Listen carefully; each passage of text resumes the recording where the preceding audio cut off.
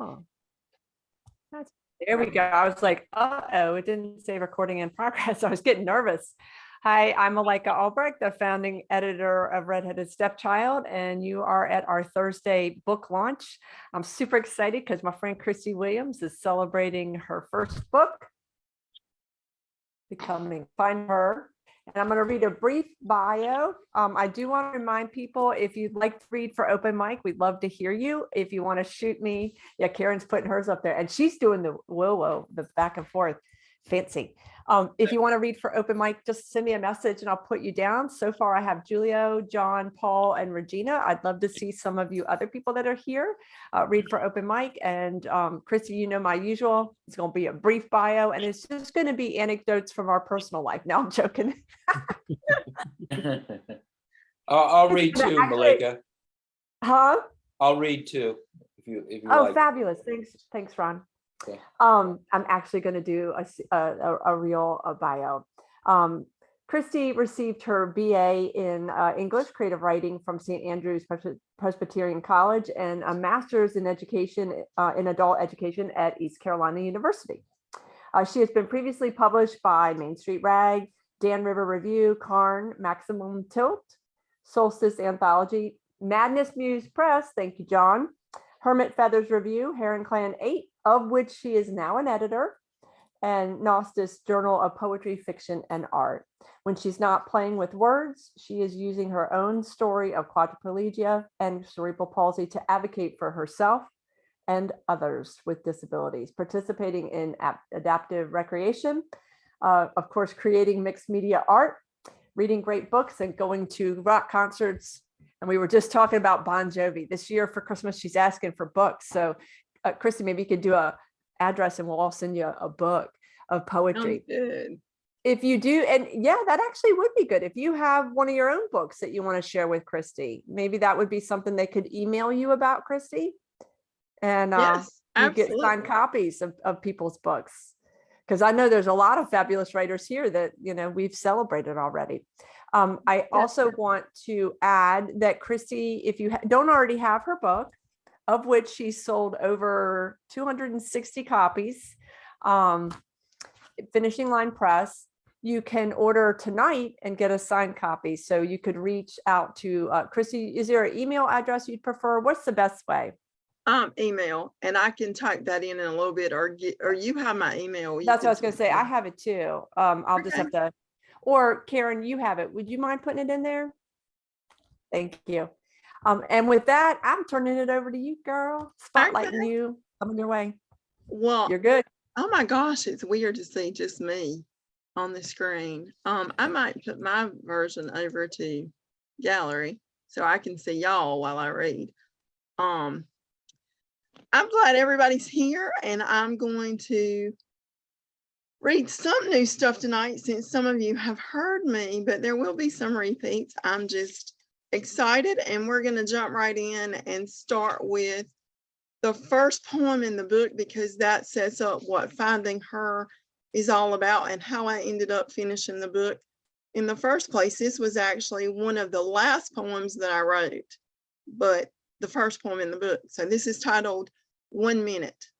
1 minute to be who I was, to grieve my loss, to take stock of what I have, to accept it all, to strategize a forward move, to imagine one foot in front of the other, before quietly stepping into who I am now. And this next poem I would like to read is something that's going to be a part of a future project that I'm working on. Those of you who know me know that my daddy passed away, and this year it's almost a year, and I'm working through that and writing about he and I and growing up with him. And this poem I wrote the night before his illness journey started, and I didn't know he was going in the hospital the next day, but I just had a bad feeling. And this is titled Folding Myself into an Origami Girl. Each crease a word on place, on purpose, with its own premonition.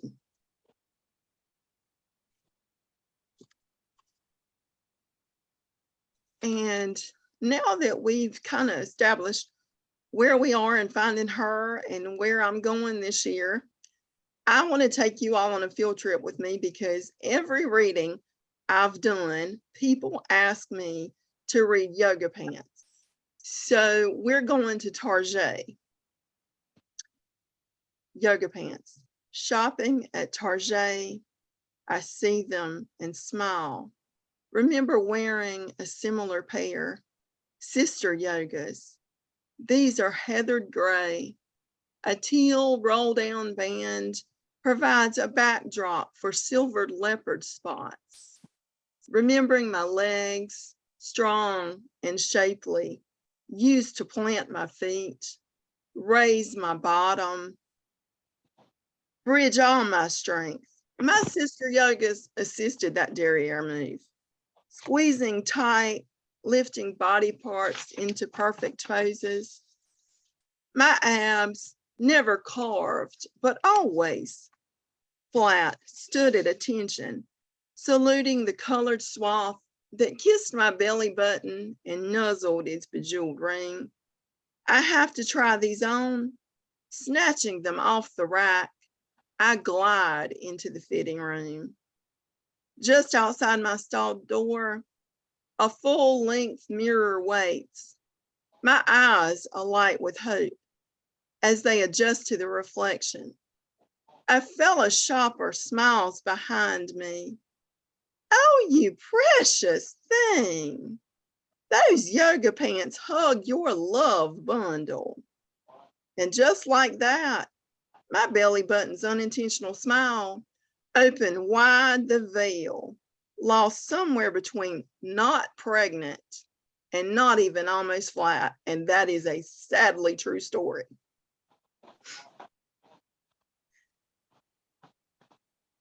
So this next poem I'm going to read is one of the oldest poems in the book. I wrote it all the way back in 1998 in a contemporary women's lit class. And it's relevant because we're going through a lot of similar issues today in things that we talk about and conversations that we have, issues that are going on. But for me, the funniest part of the fact that this made the book is this poem, and maybe a couple others, are where the seeds for finding her actually started while I was at St. Andrews. It's what gave me the idea for this concept of this book. I just didn't know it would take me 2 decades plus.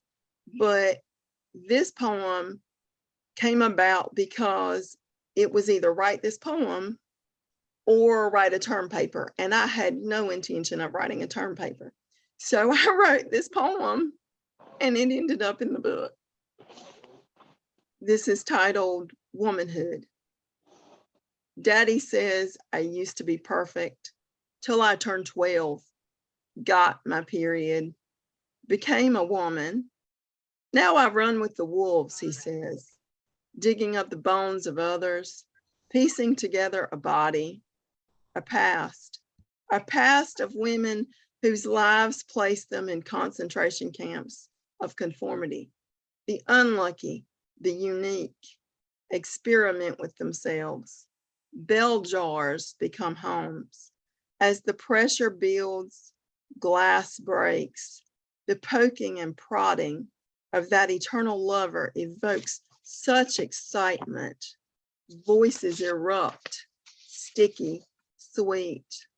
I pause, realizing I have not gone in search of woman, asking for the ideal specimen.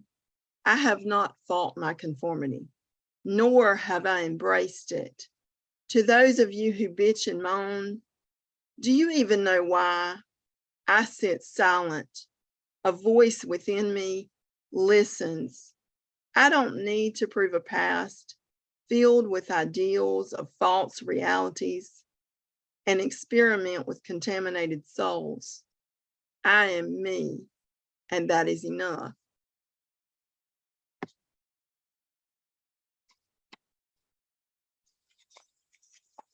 Thank you. This next poem is not in the book.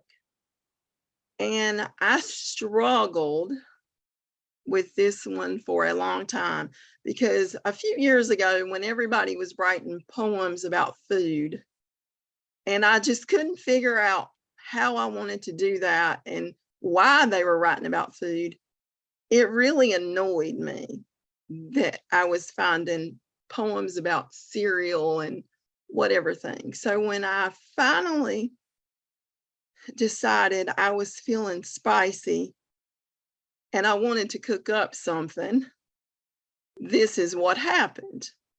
And it was published in Snapdragon last year. This is titled Questions I Dare Not Ask While Playing with My Food.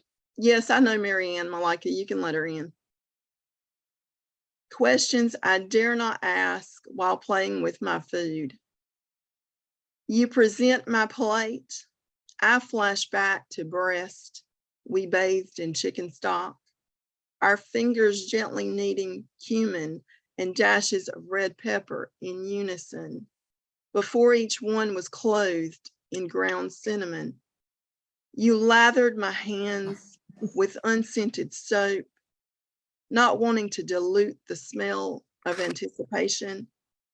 I inhaled your desire to teach my taste buds. My lap cradled the basket of wild oranges you handpicked. Their turmeric tang colors my journey to the core of our risotto. The clang of your fork brings me back. I am tempted towards acknowledgement of our unseen dinner guest before I can conjure the creation of our garlic-infused pineapple spears. Her presence looms in the absence of conversation. I resist the urge to dive in. Your prying eyes seek out mine as I mull over what portions of thought to chew first.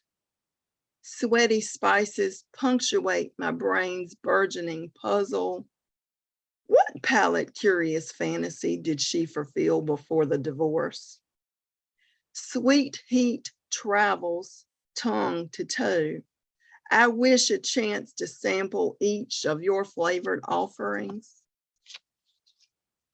I grab for a pink sugar-rimmed grapefruit martini, almost choking on my need to be fed. Expectation blinks. Your eyes betray longing. What is it that leaves you wanting from her and still hungry for me? Stomach gnaws. I will never feel you if I am starving. Thank you very much. The next two poems are actually not in the book either. Reasons Retreat, I will probably read at every reading for the foreseeable future. As a person with cerebral palsy and quadriplegia, there are family members of mine and people that know me that weren't sure if I could do this on my own and if I should not be in a facility. And I have some very definite opinions on that. And I'm very lucky now to have roommates come in while I'm figuring my situation out. And I'm doing quite well, I would like to report, and I'm figuring things out every day. And so this is my take on what my choices should be. Reasons Retreat equals an unsolved equation. I ask you to use flyer miles before I am locked in the circumstance of my body, betrayed by limbs whose only function is to subtract autonomy by degrees. You suggest we FaceTime while I count random variants on crooked fingers, terrified by how my freedoms will be divided through a process of elimination. I notice your packed suitcase is not a factor in my request. You are going on a Save the Animals retreat, imbued with the righteous notion that no creature shall be denied its native habitat, insisting that zoos, by definition, have become diorama prison camps, even if original intent may have included conservation. You promise my transition into institutionalized living will be humane, oblivious to the fact that I am about to be caged. And I would like to say thank you to Big City Lit for being brave enough to publish that poem with me. As I've been writing about my daddy and our life and his death, I realized that when I wrote this next poem I'm going to read for you, it's the first time since he's been gone that I've been able to write about him and laugh. And so I definitely wanted to include this tonight. My daddy had some very definite rules about wastefulness and supplies and how you use things, and he might have been a tad OCD. So this poem is titled, "There Was a Time When All We Argued About Was Paper Towels. One perforated rectangle per person per single use. Your expectation." My retort: what constitutes a multi-rectangular, non-perforated catastrophe? Now I watch 9 stand-ins contort your decree. I am witness to the advent of wasteful chaos. A freshly unsheathed roll lounges on my bathroom floor. Its mate has repurposed my shower drain in the name of a papasan. And still another nestles in the on-call bed for a caregiver in need. Ever the lucky one, 10 singles sacrifice themselves, drying each long, languid finger, slightly dampened by the kitchen sink. In this moment, I am moved to tears. A cadence ebbs you back, and I am laughing. I hear you say, "I told you so."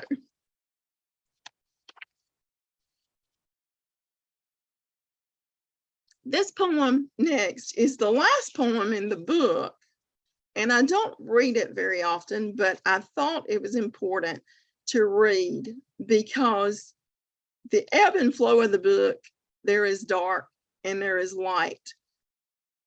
But the central message for me when I finished this book was that whatever obstacles that I came and encountered during the writing of this book, or with the obstacles that made me write this book, the only thing I cannot fix, the only thing I cannot overcome are the things that I've done to myself.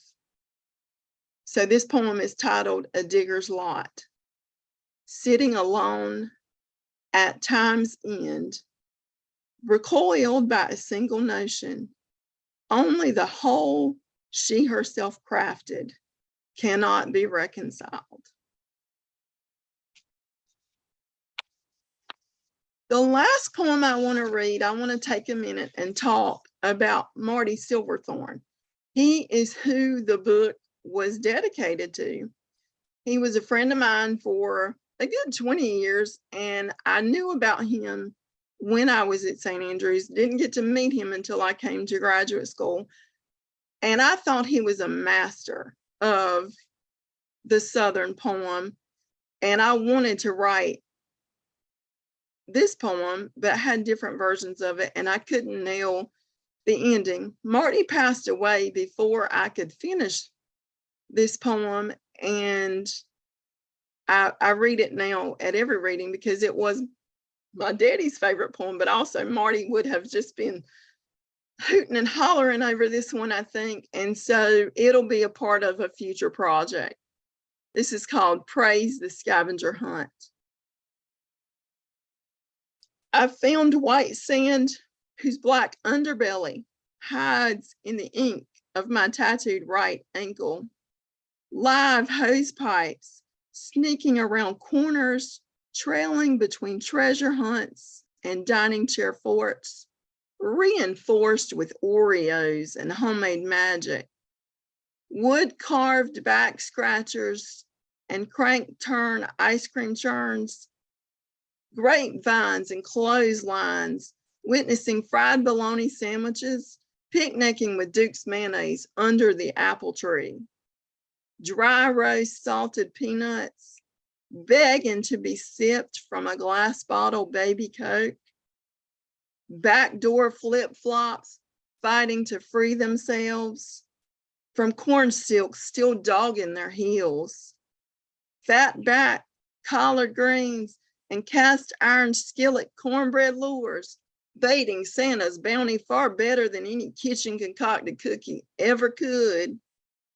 Shoeboxes busting at the seams with used to coulds, do whats, and on my souls, countertops inundated with deep fried door-stopping crazy Christian casseroles, seasoned with Jesus is watching you, and don't forget bedtime prayers, washed down with don't think you can talk to him desserts, half full jars of grandma's molasses, waging war against Motown melodies, oozing along the outer edges of a Percy Sledge groove, an arsenal aimed at keeping them knees stuck together. Fires I started with a dead level stare, and the still smoldering ashes spit from my tongue. Shattered mirrors that cut me loose from the singular view feminine elders used to frame me. Praise the needle and thread that patch these pieces of being. Blessed be the quilt that stills my soul. Thank you, everybody. This was so much fun. Thank you, Kristie. Y'all can unmute and just take a moment to say amazing. You did great. Wonderful. Thank Kristie you. is always just brilliant. Oh Thank my Lord, you. Kristie, you killed it. You're so good. I know I don't tell you that enough, but you're so good. Oh, my Thank Lord. you. No, You she's did beyond great, Kristie. Let's Dana She's a- Marion. a great Thanks. speaker. I'm glad y'all are here. Yeah, I'm sorry. Good. Hey, Kristie. I sure Hey, enjoyed your reading. I'm with Dan and Marianne, and this has been so much fun. Proud well, of you, I'm girl. glad y'all are here. Me too. These are all my South Carolina relatives, y'all. That's Aw. awesome. Glad y'all are here. Well, Yeah, I'm Marty not a would love that relative, one. but I think this was fabulous. I can't wait to read your book. Thanks. Who's talking Glad to you're me? here, Elizabeth. And to order Elizabeth. the book, Karen put the email address where you can reach out to Kristie Awesome. and get an autograph copy. Thank Yay. you. Yeah, Marty would love that poem. You know, he would have loved it. You know that. We're He not would have relatives. enjoyed everything about tonight. We're not relatives and we're not from South Carolina, but we love your poetry, Kristie. I'm so glad y'all are here. Do I am- people have questions? No, I actually want to About- make a Jump in, Belinda. statement.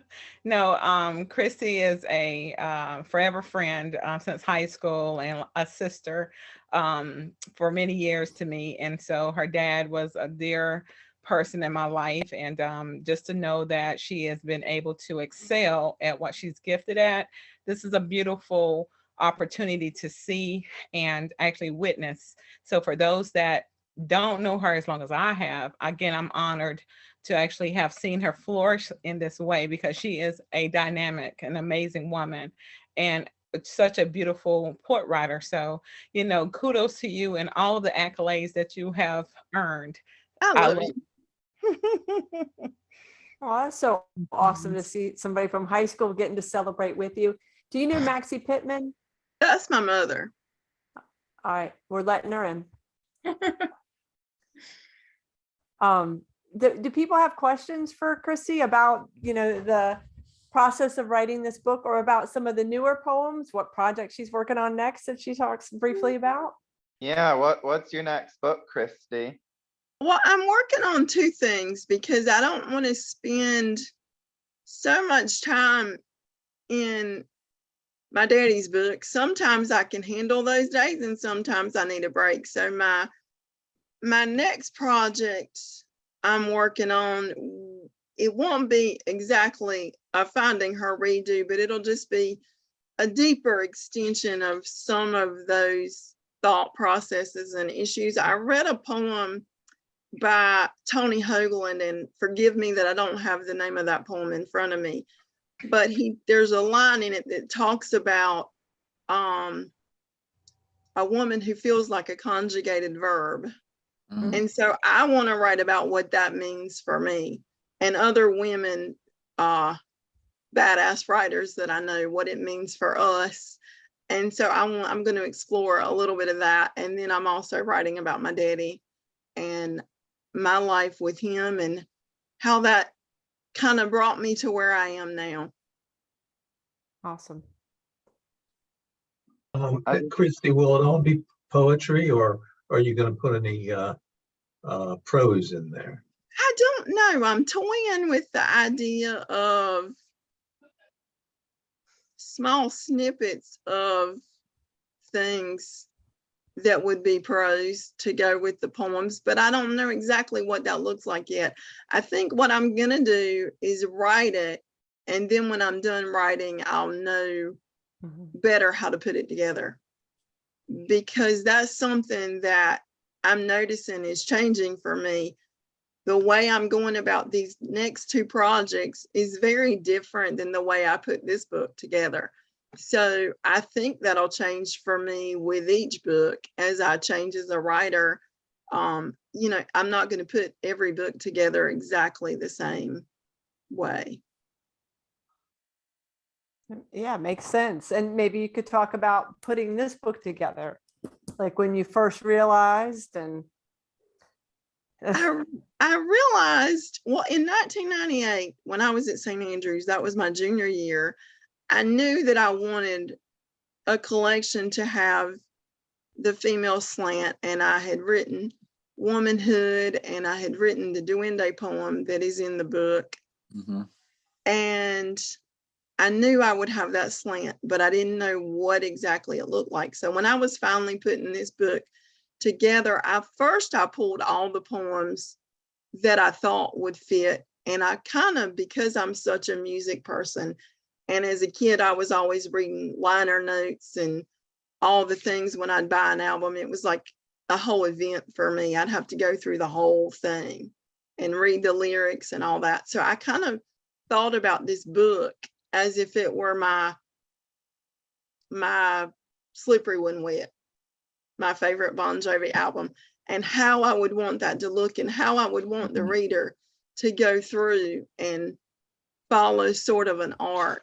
And so I did that, and then I didn't like all of the way that it fit. And there were two poems that I hadn't written yet. And they were Watching You Undress Me, A Love Letter to Body Image, and The Maladjusted Gardener. And when I wrote those two poems, I took the entire book apart just to put those in and redid the entire order. And when I did, it just fell into place. And I was like, okay, this is what I've got, and this is what I want to do. And then I still wasn't quite convinced, and I had loaded it onto Submittable and was getting ready to submit it to Finishing Line. And I said the words out loud, I just don't know. And when I did, I sneezed. And when I sneezed, my finger hit send. And I'm convinced that was Marty saying, get off your ass and send the book in and just do it. And so it went to Finishing Line, and 91 days later, they said yes. That's awesome. Also, maybe you could talk about the cover art. Definitely. Megan Merchant is a fabulous artist and a poet, and I did not know who she was until Malika told me to check her out. And I had a conversation with her when I found that piece. And I told her that I absolutely wanted that for the cover, and she said yes. And when that was all finalized, she asked me if I would like the painting, and I did not think that was a possibility. And somehow, without me knowing all the details, she had a conversation with my mother, and between the two of them, instead of her selling the poem to somebody else, she gave the poem to me and paid it forward, because the person who bought her, gave her her first book cover, gave her the painting. And so now that painting is over my fireplace and will be a forever reminder of my first book. Hey, yeah, I love that story too. That's awesome. Anybody else have questions or thoughts or comments? And of course, I'll send you the chat section so you can keep up with what was being written there. Kristie, when you sell like 1,000 copies and become super famous, just remember your little friends, okay? Okay, I will try to do that. If we hit 1,000, I'm gonna pass out, y'all, because I didn't think it was made gonna it be to over 260. And what, like, how long has this been published? August. So yeah, 1,000 is just, next year right around the corner. Let's hope so. And then we'll come back here and celebrate. Uh-huh. So I have a couple words for you, Kristie. The first two are brave and vulnerable together, because I think they belong together, because you're brave because you make yourself vulnerable in the poems and in life, it seems, too, from your reports. And then intimate, but most of all, I think just very, very real. Everything that you read was so real to me. It was, there was nothing that was an artifact, and it was just a real experience. Thank you. Thank you, Ron. That's a great reflection. Because I think that's the strength of the collection. One of the strengths of it is that it is like sitting with a friend, a best friend at a table. I think that's when I got to blurb the book, that was very much my sense of just being with my friend. And that sense of welcoming intimacy, very welcoming intimacy. Awesome. Well, my sense is we can head into open mic, but first I'd like to say, Kristie, thank you so very much. It was awesome to hear you read. And I'm glad you read some ones that were outside of your normal ones that you read. Yeah, it was fun. It was fun to do some new stuff and get some new stuff cooking. So we'll see. Yeah, what was the title of that one that I really, let me see if I can find it again. Oh, heaven's sake. I think it was the Origami Girl. Origami, folding myself into an origami girl. Yeah. Thank you. Fabulous. Thank you. I have, we will head towards Julio first for open mic. And I will spotlight you. All you. Thank you, Malika, and good evening, everybody, particularly to Kristie, who overwhelms us again. Barbara and I are coming to you this evening from Pittsburgh, Pennsylvania. We're pleased to be here. And after 57 years together, I find my poetry to Barbara has changed along with our relationship. I wrote this September 11th, 2022, which is Barbara's birthday, September 11th. And it's called The Old Man and the Moon in the Mirror. I don't gaze in the mirror like I used to, but when I do, I see Papa staring back. He seems so tired. The energy used 52 years ago has diminished from buoyant 1970 love and anticipation to a drawn and befuddled image, encircled by disheveled gray corona. We have taken steps of conscience, and they are taken together.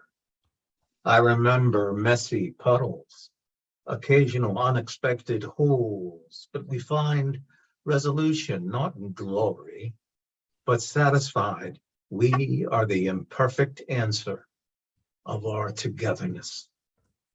Today, as the old man stares back from the mirror, I am comforted because the shadow of the hawk still flashes before our eyes, and love without aging thrives.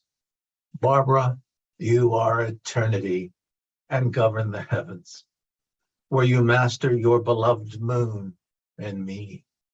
We continue to marvel the celestial wonder of us and gaze at your magnificent construction as creator of an old man and the moon, where we continue to live as us to the surplus of days.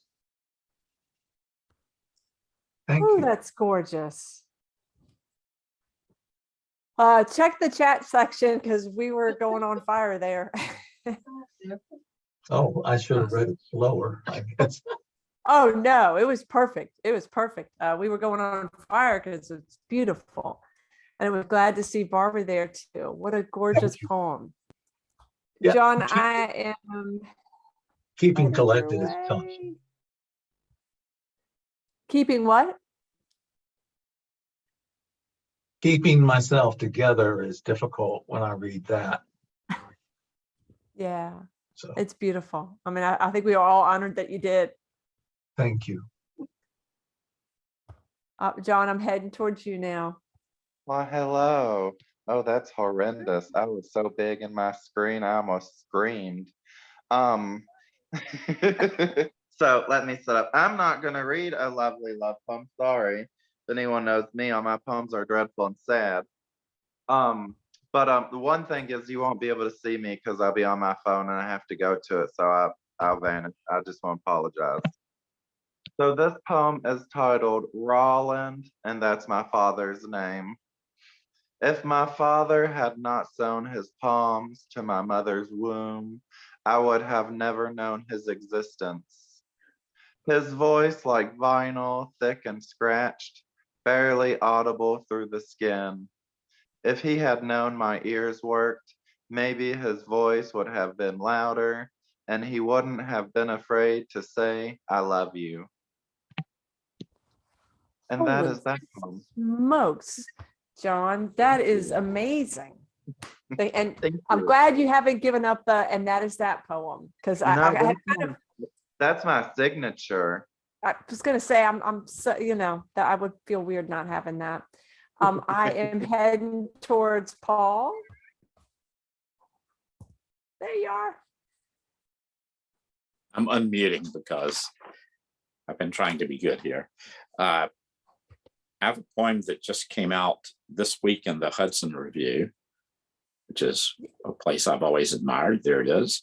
And it's also just come out online from the Hudson Review, which is unusual for them. They're trying to get better about that kind of thing after 50 years. It's called Geode. Climb inside the stone to find a forest, a respite of calm order from Earth's chaos. Here the trees are limbless and liminal, boundless as they build their boundaries. The particular oxides that quartz takes into its predictable geometry color every copse of six-sided trunks. Having never seen light, they are greedy. They break and bend the sun's strongest rays. The whole of the spectrum. You can see it as if seeing an egg pour out of its shell, or a forest in the first month of fall. Why would a stone hide its gifts? Modesty? Perhaps something in a stone wants mystery. What mystery would a stone want? Empty its center, unaware of its destiny, never having heard a red wolf's howl, or the way a wren breaks out in a scold at a climbing snake, or a hawk's silhouette. Despite all this, nothing in the stone strays. Nothing wanders from some swamp or reedy marsh. What is here, only a slow flux, a fresh breeze that has just found these trees, these crystals, pyramid cat like monks of an older order, their diaries kept safe in caves, held shut by iron nails, are now open after centuries to us. Just the sight, just the touch of them, and we feel blessed. Holy smokes, y'all are bringing it tonight. That is just and no wonder Hudson Review took it, but congratulations. Thank you. You might, those of you keeping score might notice that it's a hinged double sonnet. So it opens up like a G. Which is perfect. That's wonderful. Little architecture. Yeah, you could hold it up and we could visualize it. That would. Well, it's just, all it is 28 lines in a sonnet, so it looks like. Oh, okay. You can't see much, but you can see it online. Online at Hudson Review. Or you can go to the library and see it in paper. Or subscribe. Or subscribe. Regina, I'm coming to you next. Oh, excellent. Give me there we go. I think I got it. Yes. Good evening, everyone. Okay. Can you hear me? Yes, ma'am. You are Okay. You are live. Okay. So I am in the midst of chairing a gala that's going to come off in 2 days. It is a thankless job, but I guess the reward is going to be when everybody's happy and all of that, and it's over. It causes me to think about a poem that I had written a while back when I was how you go into yourself and you think about things like I think about things like it seems like people you ever met people that want what you have but they don't really want you. That kind of thing. So this poem is birthed out of that fleeting thought, and it's called If You Want This Strength. If you want this strength, realize that you will get this divinity, carried and strapped by beige, bronze, brown, black, and burnished copper arms that swung steadily, and hands that snapped stalks, necks, peas, fired and bubbled in anticipation, minds that mixed ancient remedies, voices that low uttered sounds, clicks, chants, songs, prayers to manifest healing, talked the fire, protections, life continued, nurtured by covered hearts that harbor dreams, while with bent backs, they hooded eyes and gleamed that they might build mighty nations that would one day overcome an interrupted liberty. If you want this strength, realize that you will get this divinity. I was pushed through generations of the persistent and powerful loins of earthbound gods who are connected to the forces greater than us all, that have poured themselves into vessels and spaces, shifting air, water, circumstance. This clay may sometimes make me stumble, yet greater spirits bear me up. That music in the air is me. If you want this strength, realize that you will get this divinity. Oh, yes. That music in the air is me. That's gorgeous. Thank you. Ron, I am coming to you. Make sure you check the comment section, everybody. I've forgotten to remind you, there's lots of comments about people speaking your poems. I had to take my lozenge out so that I wouldn't have a coughing fit. So I'll take us in a different direction. In 15 minutes at 8:03, Game 5 of the World Series will commence. It was rained out on Tuesday, so my hometown Phillies are in it. So when I started writing in about 10 years ago, I decided I could either be a baseball fan, which I'm a total fanatic about, or I could write. And so I stopped following, because I spent a couple hours a day on message boards arguing the pros and cons of baseball and stuff like that. And I couldn't do that anymore. So, but I still have to, when they're really doing well, my Philly teams, you know, I have to pay a little bit of attention. So I will not watch the game, but I will watch the highlights later tonight. If they win. If they don't win, I won't watch them. So my poem is my one of my 2 baseball poems, and it has the focus is on baseball has a really strong tradition of romantic names of players going back to the 1800s, because it's the oldest sport in America, the oldest, like what they call major sports. And so so this is about the names of that kind of populate the baseball scene, and it's called Phenom. The faithful invoke the holy names like acolytes chanting Latin: Christy Mathewson, Babe Ruth, Satchel Paige, baseball card prophets rising from the tongue like benedictions.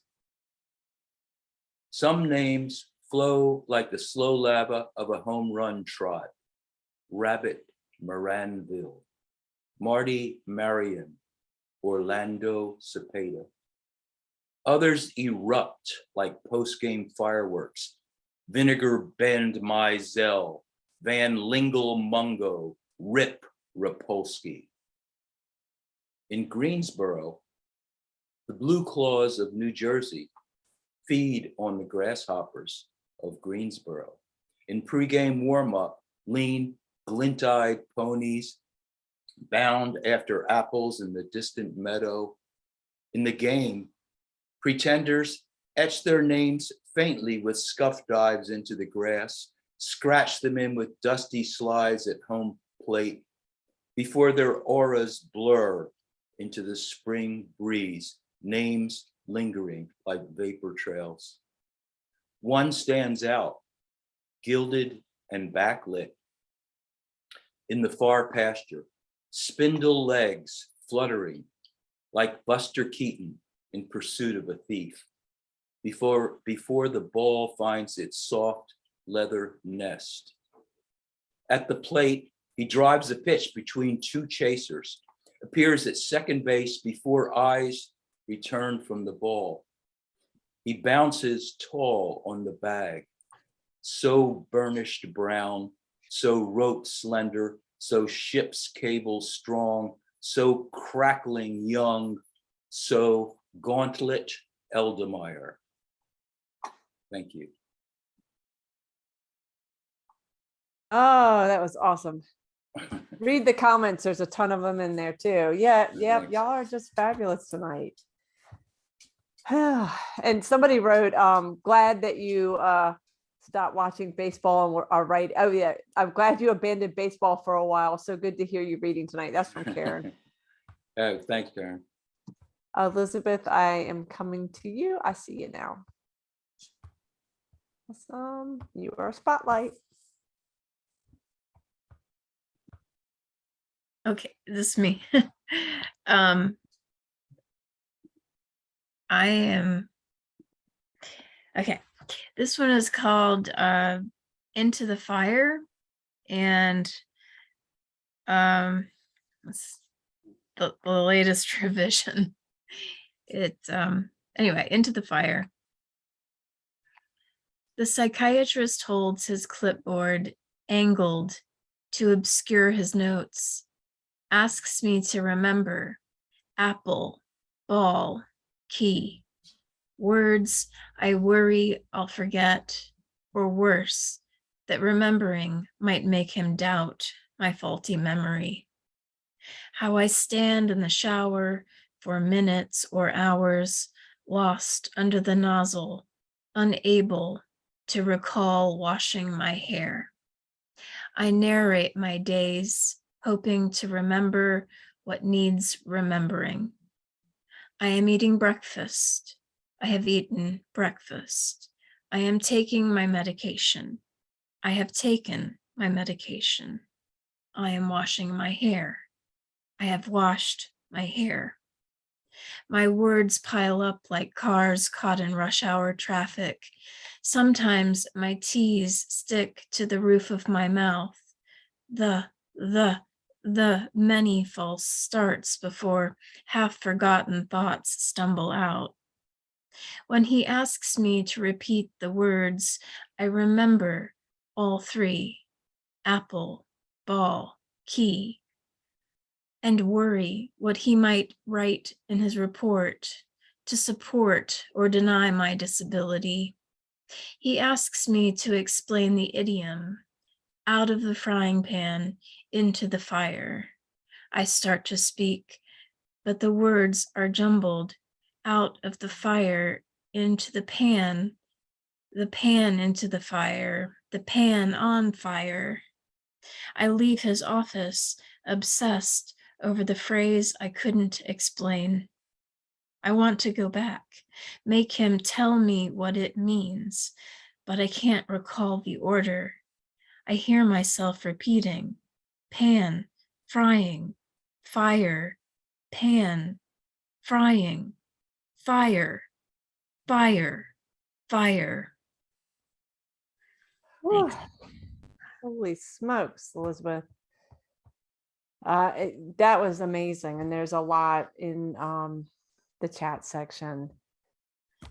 Yeah, I mean, I just love how you capture so much of that with the details, the ones that you include, and how it's just painful and touching, very powerful. Laura, I see you now. Hello. Yeah. Okay. This is the part of a series I'm writing on a, well, you'll understand when you hear it. I don't have a title. They tell us of the Yazidi women taken as slaves, brutalized by their captors in the desert prisons of Syria. They prayed in despair to their peacock angel, while men who saw Satan took them for pleasure. I imagine them leaving their bodies, escaping to visions of brilliant blue and green plumage, their cries the eerie call of God. But today they are forgotten in the crush of new conflict. And I watch as the green birds fly by my window, heading for the Pentagon, bearing the gods of war. Thank you. A little heavy. Yeah, definitely, but important and powerful. Yep, their cries, the eerie call of God. I imagine them leaving their bodies. Yep, look in the chat section, Laura. Once again, I am blown away by our open mic. And Kristie, it was so fabulous to celebrate with you. Thank you very much for letting us do that. Everybody that was open here. mic was fabulous. So I had a good time too, y'all. Okay. Yep. Great, And just to great let you night. know, several of the people that are here are doing readings, are celebrating their books. John and Julio, am I missing somebody? John is February 16th. Julio, you are the 23rd of February. Yes. Nice. Yeah, and Elizabeth, aren't you January 26th? Yeah. Yeah. May I ask the So- question real quick? Sure. Go. It's for Elizabeth. I'm sorry. I tried to message her. I don't think she's seen it. Do you have Facebook, Elizabeth? Yeah. You sound so sad about it. Yeah, I'm on Facebook. Can you link it? I can't find you because I was trying to, search you, and I need to follow your poetry more. Yeah. And I don't mean to be rude to anyone else. I follow most of you, and I can find the others and stuff. But I've never seen Elizabeth before, and so. Well, now you know to come on January 26th Yeah. and celebrate. Exactly. I have to come every Thursday, but now I'm free, so I can come every Thursday. Good. My life's not a hectic mess like it has been. Yeah, we have a lot of amazing poets. I'm Yeah. super excited about the next couple of months. Hey, Elizabeth, if I Facebook friend you, I mean, if you don't like the poetry, you can always look at my food that I make. Oh my Lord. That is true. He does Yeah. post a lot of amazing food. It is, and the poetry is amazing. But sometimes I see a picture come up, I'm like, oh gosh, cooking, real cooking. We got a place on our table for all of you. Oh gosh, you better be careful because I love Pittsburgh. Mhm. That's the best conversation ever. Is it Italian cooking? Oh, yeah. Yes. Oh my God. Risotto, pasta. And, I have second courses too. I make meat and poultry and fish. We love it all, but it Yeah. has to be good quality. Do you make your own Don't pasta? tease. Facebook and show you some good pictures. Yeah. Don't tease, Julio. I have people up in that area. Don't tease. I may come knocking. And I added my Facebook link, so everyone must follow me here. And especially, is it Julio? Yes. The food. Do you have to follow me? Because I have to be looking at your food. I'll read your poems too. I'm obsessed with poems, but I love looking at food also. All right, now I'm gonna click. Can I click on that link now? Yes, it's in the chat. I just Yeah, imagine they'll take you if you click. I just imagine eating it and then I get fatter. Oh, it's wonderful.